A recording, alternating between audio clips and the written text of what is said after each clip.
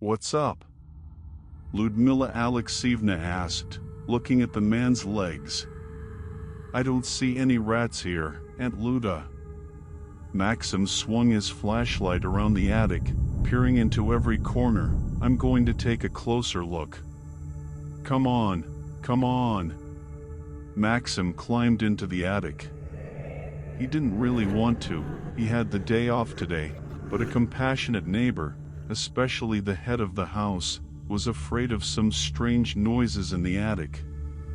Therefore, we need to find the reason as soon as possible, and it was quite simple. Rats or birds, get rid of the source of the noise and go on to watch hockey. There were no rodents or flyers here. So maybe something dropped. There was a lot of retired stuff in the attic that the devil himself would break a leg. And why is there so much unnecessary garbage here? Maxim muttered, returning back to the stairs. "Did you find anything?" The old woman shouted, noticing the beam of the flashlight. "Most likely, something fell," said Maxim, who was about to get down, but something stopped him. A rough, cold hand landed on his shoulder, squeezing tightly. The man turned cautiously, illuminating the one who was standing behind him.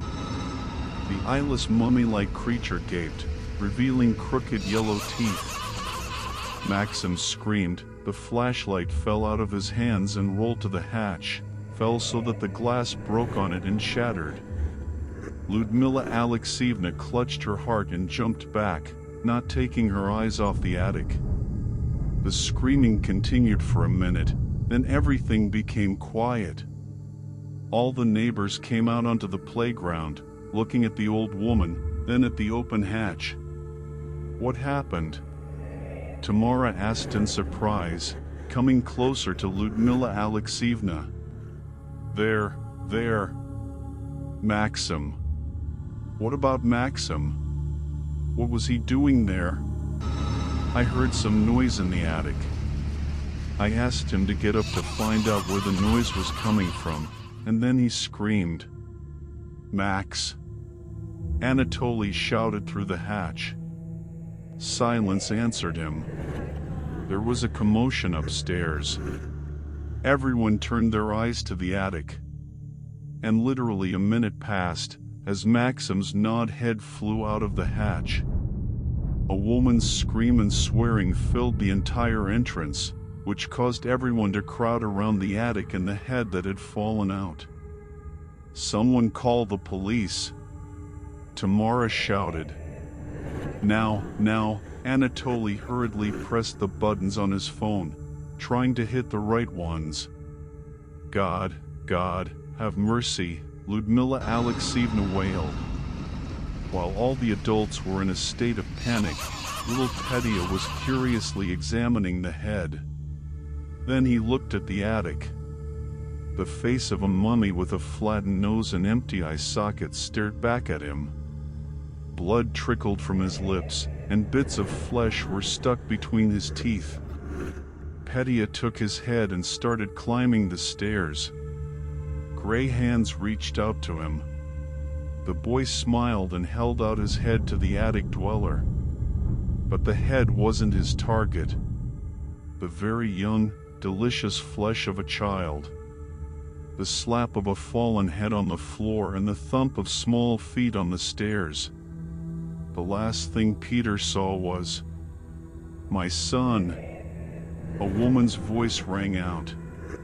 A young girl ran up to the stairs, grabbed the boy's ankles and pulled him back, but something held him tightly, unwilling to let go. The girl was joined by a man with a big mustache. The scene was like a tug of war, but it turned out to be a draw. The boy was torn apart. The residents of the attic got the torso, and the legs fell to the people, as well as part of the intestines. The floor turned dark because of the blood. A silent scene, followed by shouting and swearing. There was such a noise that the walls even shook. Everyone was running around, spinning. They took everything they could lay their hands on and took turns climbing up to the attic. The entire entrance decided to deal with the uninvited tenants who had disturbed their peace, but it was not there. When everyone climbed up, the attic lid slammed shut. Dim lights came on, revealing a crowd of such creepy mummies with crooked faces and twisted limbs.